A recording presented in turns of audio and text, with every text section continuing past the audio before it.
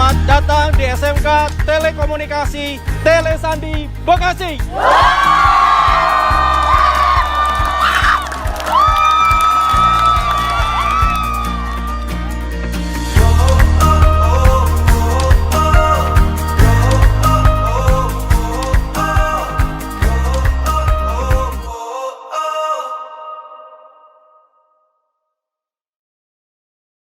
Bekasi has more potential in the world of education.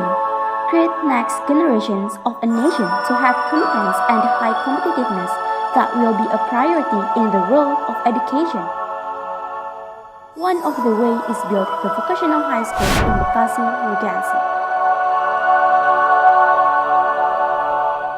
Telekomunikasi Telesandi Bekasi Vocational High School is located in the Nursery Village, South Tambun, Bekasi.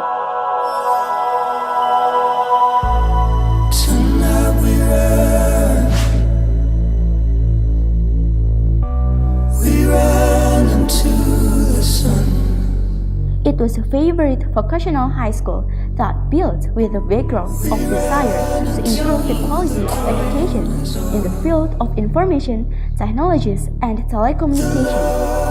Telekomunikasi Telesandi Bekasi Vocational High School built in 2008 with the accreditation was A under the auspices of Yayasan Global Jaya Management.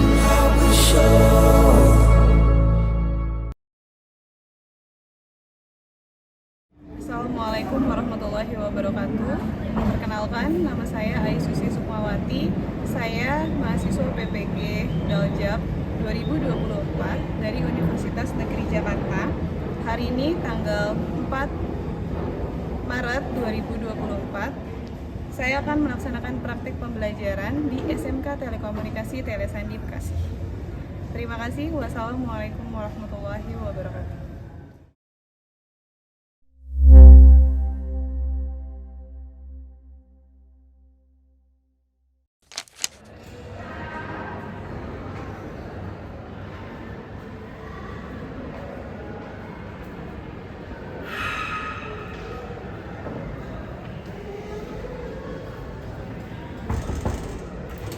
Assalamualaikum.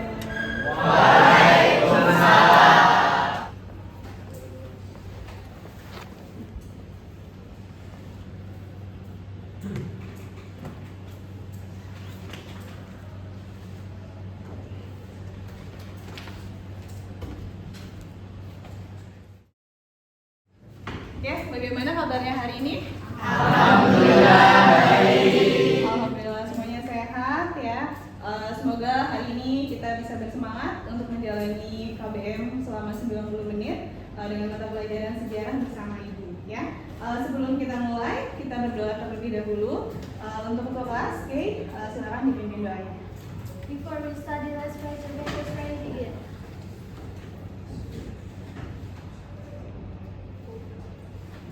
Please, greeting to our teacher.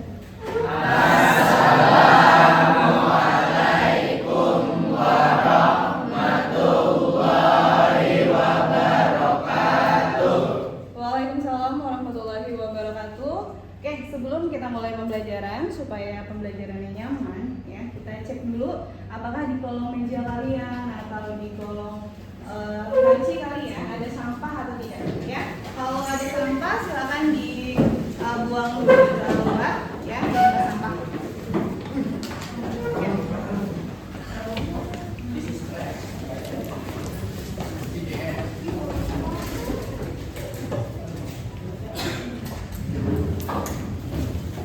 Oke, sambil yang lain menyiapkan buku pelajaran sejarahnya, ya.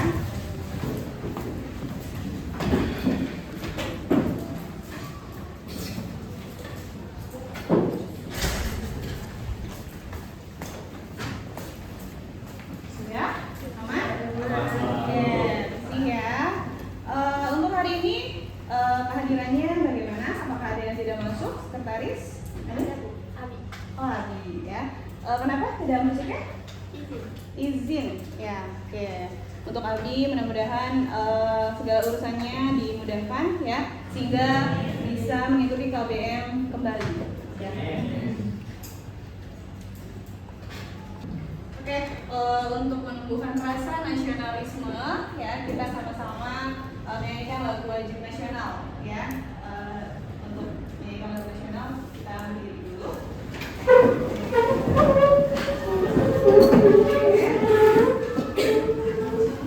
Ini adalah lagu wajib nasional Maju Kadung Kadung, ya. Ayo kita nyanyikan bersama-sama.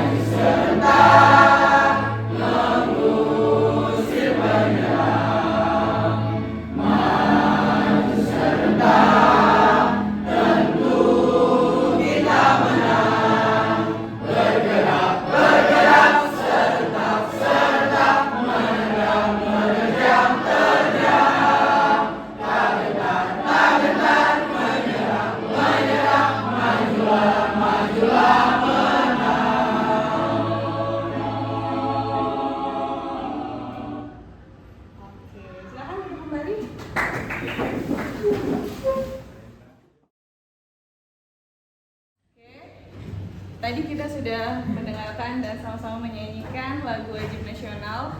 Semoga kalian lebih semangat lagi dan semangat nasionalismenya mulai tumbuh, ya. Nah, ini Ibu nanti akan tampilkan video motivasi belajar, ya. Kalian tonton, ya. Mudah-mudahan di sini menjadi lebih bersemangat lagi dan termotivasi, ya. Silakan kita simak.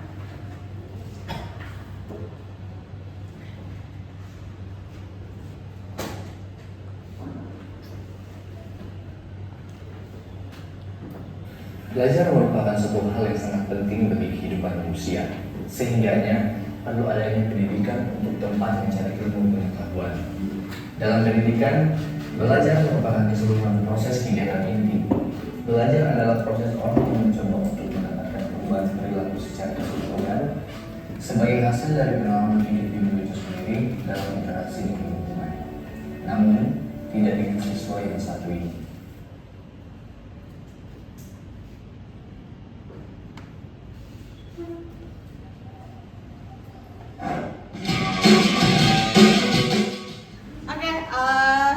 Video motivasi belajarnya sudah kita tonton, ya. Cukup jelas, ya, dan sangat berkesan, ya. Coba Ibu mau kalian bisa menyimpulkan dari motivasi belajar yang kalian sudah tonton. Siapakah yang bisa memberikan kesimpulan dari video motivasi belajar tersebut? Saya, Bu. Oke, silakan Adil. Ya, dari video tersebut, video ini sangat memotivasi kita betapa pentingnya belajar untuk meraih kesuksesan. Tidak hanya itu, di video ini juga kita diajarkan cara mengatur waktu sebaik mungkin agar kegiatan belajar mengajar berjalan dengan baik dan efisien. Oke, beri tepuk tangan untuk Fabian.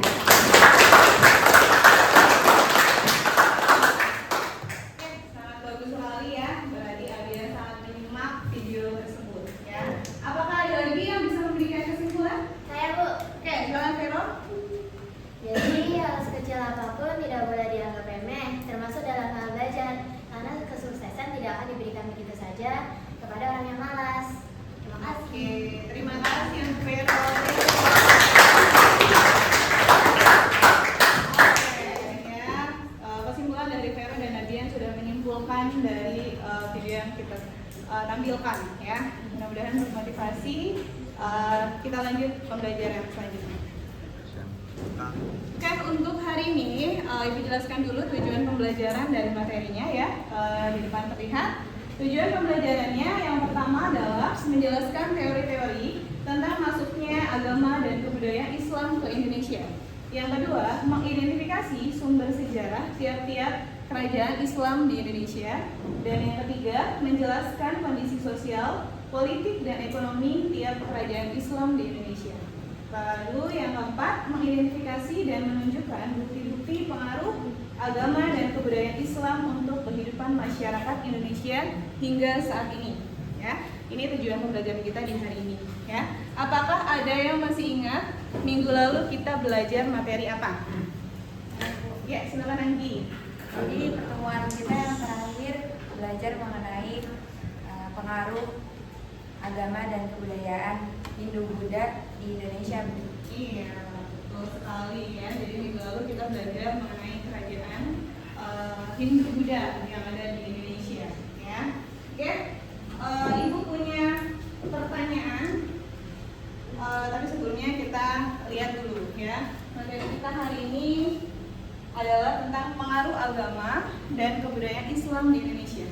Ya, nah di sini ada pertanyaan yang mau Ibu tanyakan, ya, terkait dari materi awal ini. Ya, jadi pertanyaannya, bagaimana kalau di Indonesia pada saat itu Islam tidak diterima masuk ke Indonesia? Adakah yang mau menjawab dari pertanyaan? Ya, silakan.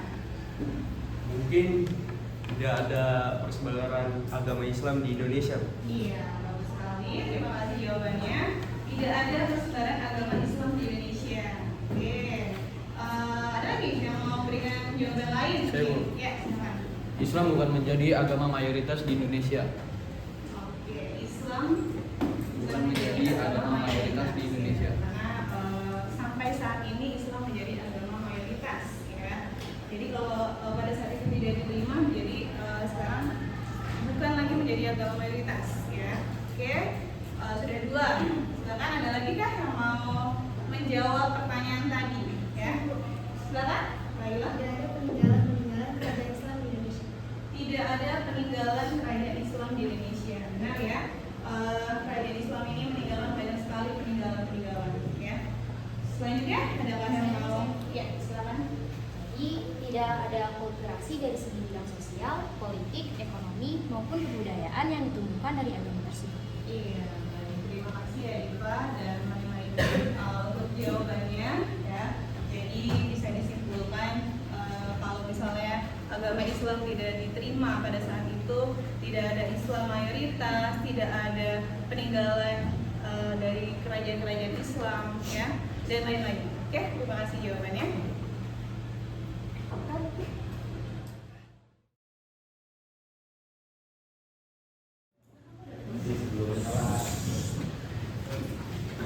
Oke, berhubung tadi materinya tentang masuknya Islam ke Indonesia, ya, Ibu ada video pembelajaran tentang masuknya agama Islam ke Indonesia, ya. Setelah ini kita nanti akan memberikan arahan terkait tentang model pembelajaran apa yang akan kita gunakan di materi ini, ya. Silakan disimak.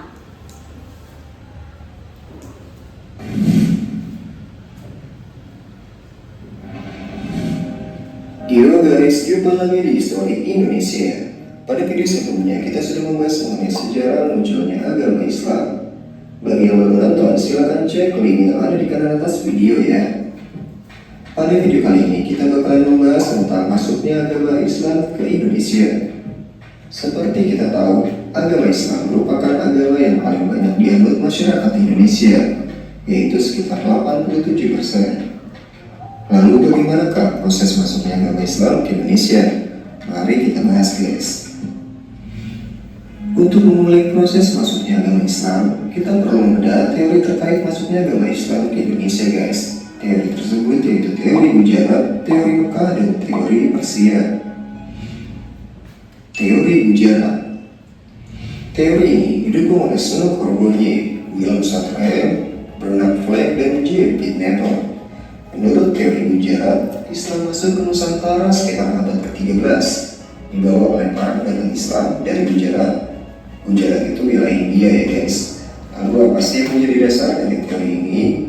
Ada dua bukti yang mendukung teori ini guys. Pertama, batu nisan Sultan Malik Al-Saleh, Sultan Samudra Pasai yang meninggal tahun 1267. Batu nisan Sultan bercorak Gujarat, India. Hal ini diyakini oleh para sejarawan sebagai bukti kuat bahwa pengaruh Gujarat telah ada di Aceh.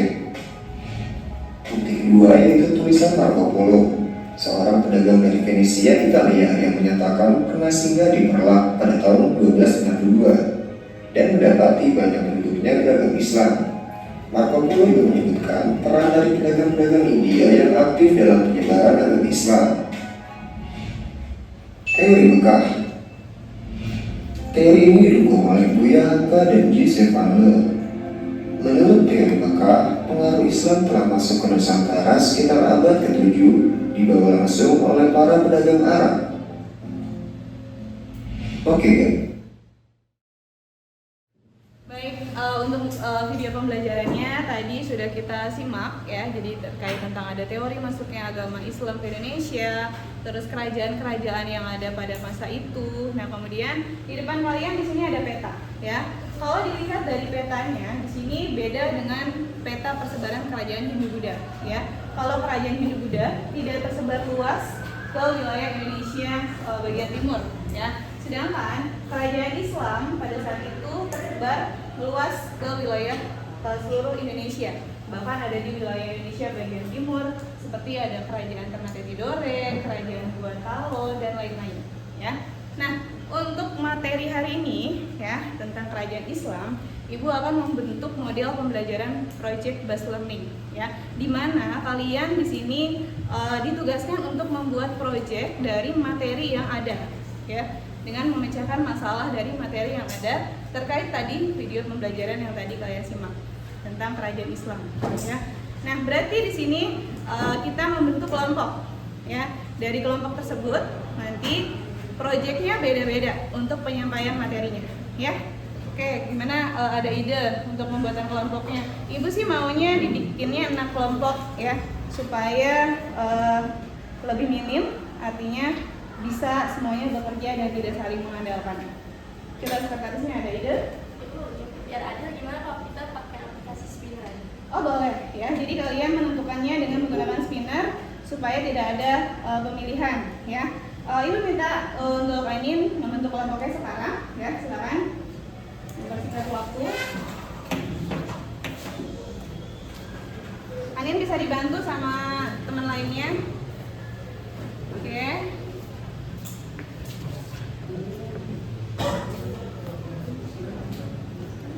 Di sini kelompoknya dibuat 6 ya.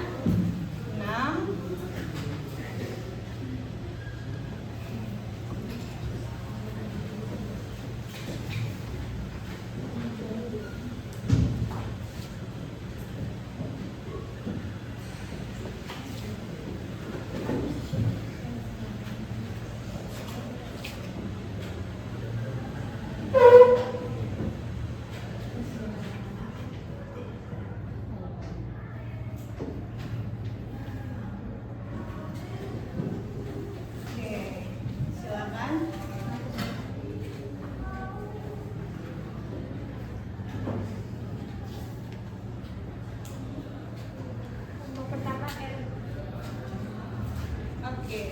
Ke samping ya nanti ya.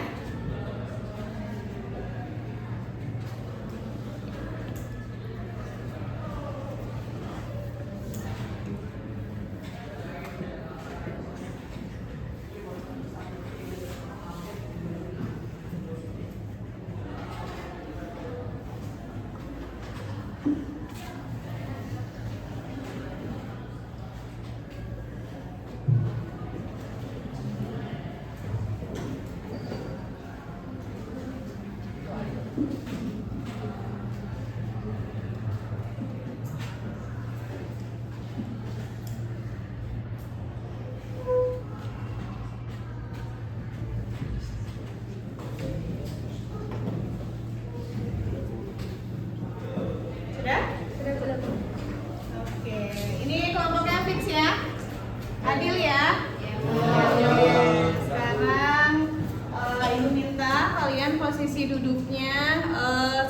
dengan kelompoknya masing-masing. Karena hari ini kita mendiskusikan tentang atau terkait proyek yang kalian akan buat dari materi kerajaan Islam. Silakan posisi duduknya dirubah dulu. Dibuat 6, berarti 6 kelompok. Oke, posisi duduknya sudah sesuai ya dengan kelompoknya masing-masing. Oke, Ibu akan membagikan LKPD, lembar kerja peserta didik terkait proyek yang akan kalian buat. Nanti di sini kalian baca keterangannya, ya. Ibu menggambarkan sedikit saja. Intinya di sini kalian menulis alat dan bahannya, nama kelompoknya siapa aja, dan waktu pengerjaannya kapan. Nah, di sini proyeknya Ibu bataskan, ya, yaitu 2 kali pertemuan, ya. Jadi ketika nanti kita ketemu selanjutnya, kalian sudah bisa menyiapkan proyek sebanyak 40%, ya. Nanti 60%-nya kita kerjakan di sekolah bersama-sama. Seperti itu ya. Bagikan dulu ya.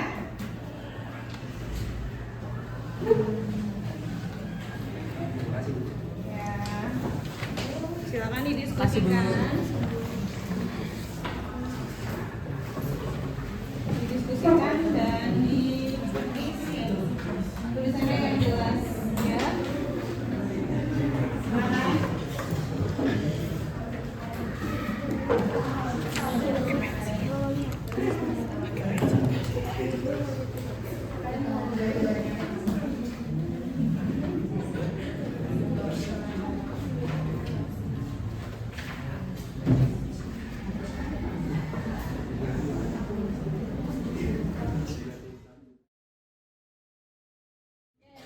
Sudah mengisinya? Sudah. Oke, ya. Kalau sudah mengisinya, Ibu mau setiap kelompoknya mempresentasikan dulu nih bagaimana proyek gambaran yang akan kalian buat, ya.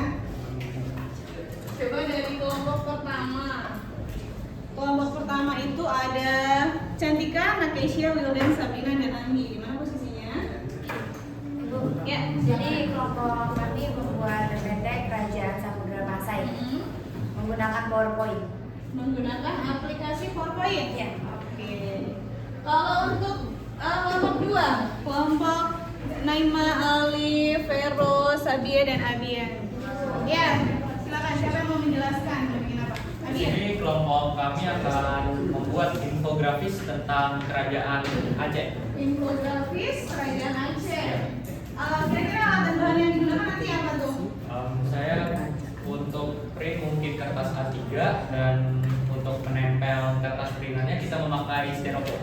Baik. Oke, terima kasih, Abian.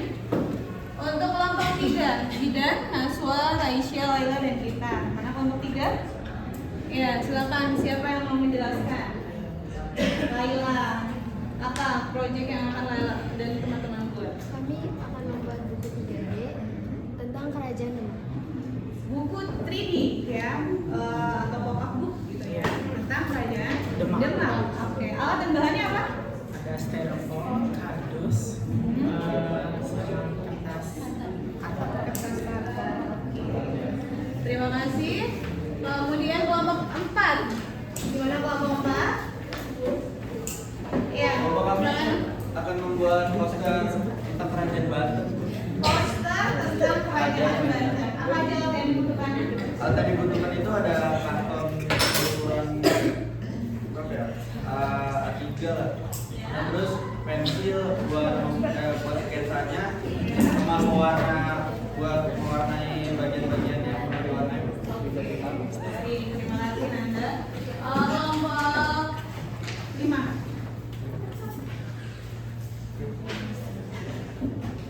Ya, silakan Vanessa. Mau bikin apa? Mau bikin clipping tuh, Clipping ya. Alat bahannya apa, Vanessa? notebook, terus stiker, print-printan, ntar di print itu Bu sumber-sumbernya Bu. Ya. Udah itu aja Bu. Oke. Ya, Bu. Ya. Baik, terima kasih Vanessa. Ya, Kelompok Bu. terakhir. Kelompok Nino. Nino, kelompoknya mau bikin apa? Jadi kami akan membuat sebuah animasi lewat aplikasi animation. Ya. Kalau bahan dasarnya sih lebih ke gambar sih ya, Lebih ke gambar. Karena animasi ya, wah menarik sekali ya. kita tunggu hasilnya. Berarti aplikasinya menggunakan? Oke, terima kasih Hadifah.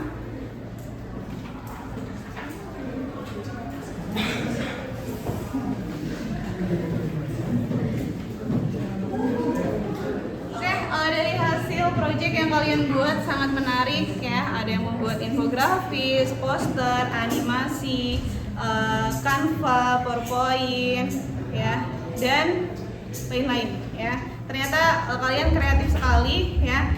Tapi di sini Ibu kasih kesimpulan sedikit terkait materinya ya. Jadi materi yang disampaikan dari project yang kalian tampilkan di sini masih ada beberapa yang tidak tertampilkan ya. Mudah-mudahan kalian bisa lebih baik lagi, dan Ibu applause, salut dengan kalian dengan hasil project yang kalian buat ya. Terima kasih untuk pembelajaran hari ini yang sangat menyenangkan. Wassalamualaikum warahmatullahi wabarakatuh. Waalaikumsalam warahmatullahi wabarakatuh.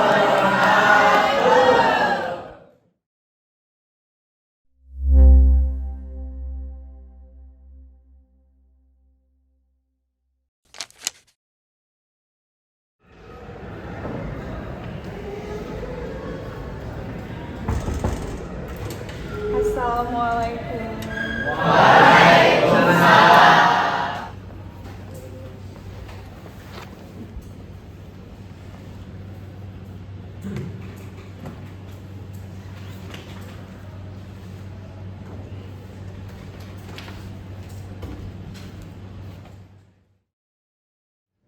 Oke, bagaimana kabarnya hari ini?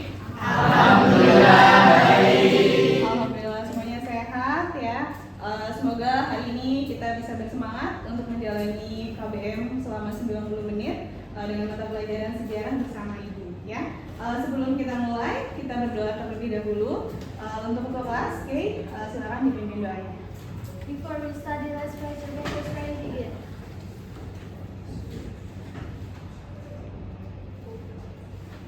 Please, greeting to our teacher.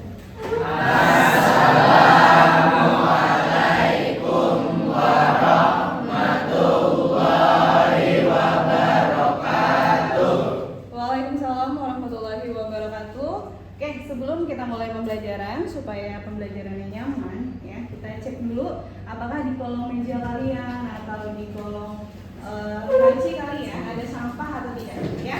Kalau ada sampah silakan dibuang ke bawah ya, ke sampah.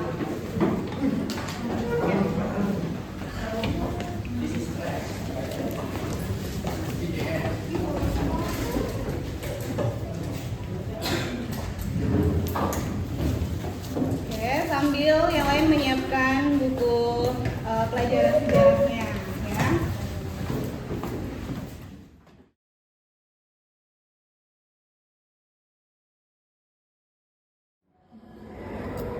Jadi gini, itu tuh dari sini. Apa sih? Oh ini. Ini bilang udah jawab nih lu ngobrol dan gitu ngobrol.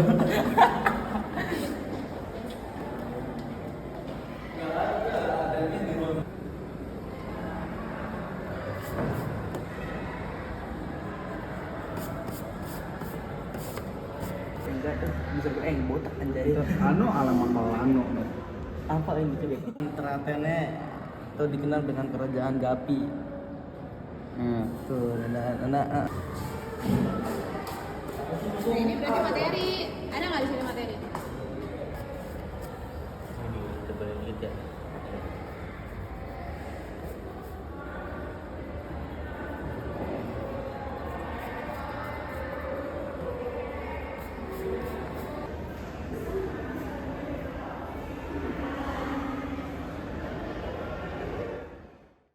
Kami dari kelompok 2 ingin membuat proyek PPT menggunakan Canva mata pelajaran sejarah tentang Kerajaan Samudra Pasai. Dan ya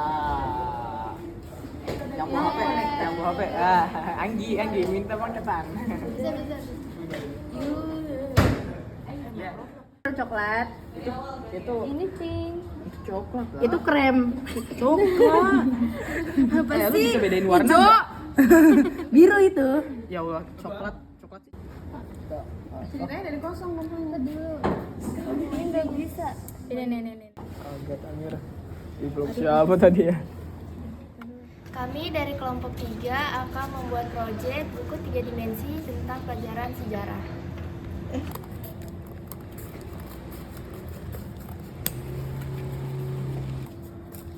Kayak gini nggak sih?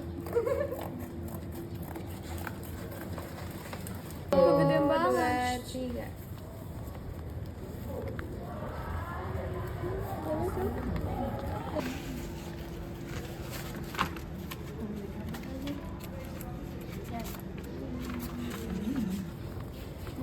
Pak Dipai.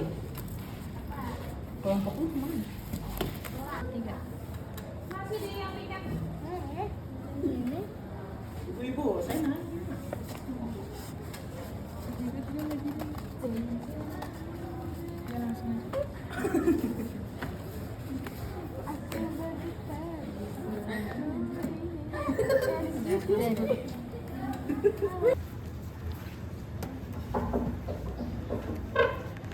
Dilan.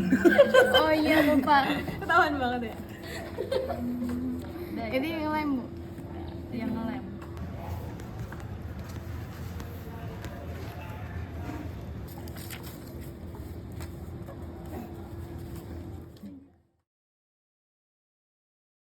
Assalamualaikum warahmatullahi wabarakatuh. Waalaikumsalam warahmatullahi wabarakatuh.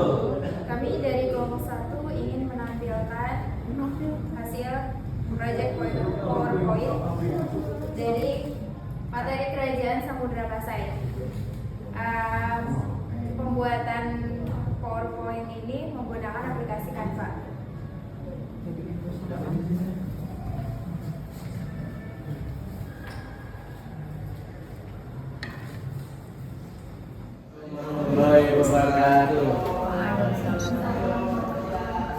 Kali ini kami akan menunjukkan proyek animasi tentang Kerajaan Ternate dan Tidore.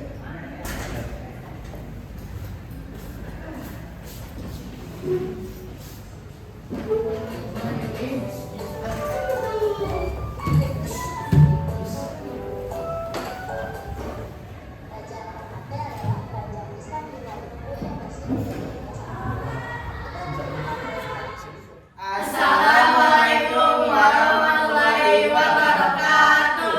Kami dari kelompok 3 akan mempresentasikan tentang Kerajaan Demak yang berbentuk buku 3 dimensi. Sejak tahun 1500 Masehi, pendapat lain menyebutkan tahun 1478.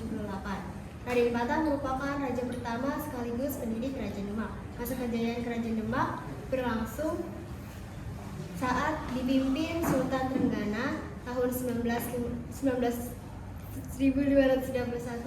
1546, saudara Adipati Eros. Ketika menjabat sebagai Raja Demak, dia berhasil memperluas wilayah kekuasaannya hingga ke Jawa bagian. Assalamualaikum warahmatullahi wabarakatuh. Kami dari kelompok 2 Sejarah Indonesia akan mempresentasikan hasil tugas infografis kami yang bermateri tentang sejarah Kesultanan Aceh. Jadi di sini ada lokasi Kerajaan Aceh di Aceh Raya, sekarang namanya Aceh Besar, didirikan oleh Al-Muhayyad Shah di tahun 1496 di atas bekas wilayah Kesultanan Lamuri yang ditaklukkan oleh Muhayyad Shah. Sejarah didirikan pada tahun 1507 saat pelantikan Muhayyad Shah menjadi sultan, kemudian mendudukkan dan menyatukan beberapa wilayah Daya, Lije, Pedir, dan Napur. Assalamualaikum warahmatullahi wabarakatuh. Waalaikumsalam. Kami dari kelompok 4 akan mempresentasikan hasil dari proyek kami, yaitu poster.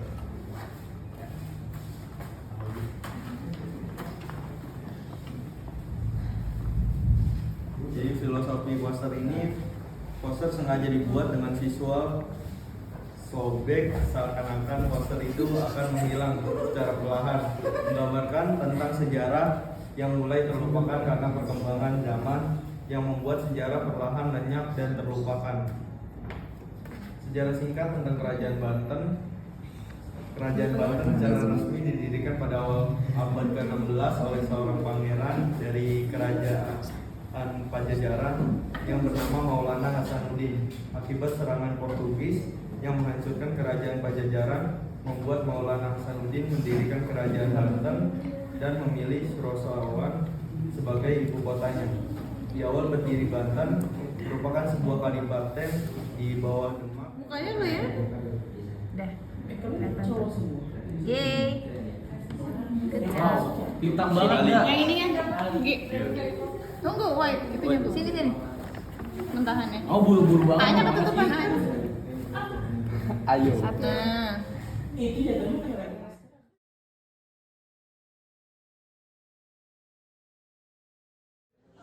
Dari hasil proyek yang kalian buat sangat menarik ya. Ada yang membuat infografis, poster, animasi, Canva, PowerPoint, ya, dan lain-lain ya. Ternyata kalian kreatif sekali ya. Tapi di sini Ibu kasih kesimpulan sedikit terkait materinya ya. Jadi materi yang disampaikan dari proyek yang kalian tampilkan di sini masih ada beberapa yang tidak tertampilkan ya. Mudah-mudahan kalian bisa lebih baik lagi, dan Ibu applause, salut dengan kalian dengan hasil proyek yang kalian buat ya. Oke, untuk kesimpulan dari materi yang sudah disampaikan dari proyek ya, ataupun dari film yang sudah kalian tonton, kira-kira apakah ada yang bisa menjawab kesimpulannya apa? Ya, Kesimpulannya, masuknya Islam ke Nusantara secara tidak langsung membawa perubahan terhadap kehidupan politik dan sosial budaya Nusantara. Oke, baik, terima kasih kesimpulannya. Apakah ada lagi yang mau memberikan kesimpulan? Saya Bu, dalam sistem politik itu yang awalnya di konsep Dewa Raja diubah ke konsep Khalifah. Nah, terus kalau dalam bidang sosial itu dihapuskannya sistem kasta Bu, dalam yang pernah diterapinnya di dalam konsep Hindu-Buddha. Oke, baik, terima kasih untuk Raisya dan Anda telah memberikan kesimpulan ya. Berarti Raisya dan Anda, dan mudah-mudahan teman-teman lainnya juga menyimak materi dari teman-teman yang menyampaikan terkait proyeknya ya. Oke, untuk materi selanjutnya kita nanti akan membahas tentang jalur rempah prakolonialisme ya. Nah, untuk materi yang tadi, untuk materi hari ini ya, Ibu akan memberikan post-test untuk kalian. Nanti Ibu akan kirimkan linknya ke Anim selaku sekretaris ya. Kalian nanti kerjakan, nanti kalau mendapatkan poin yang terbaik, kalau bisa 100 nanti ada gift untuk kalian ya.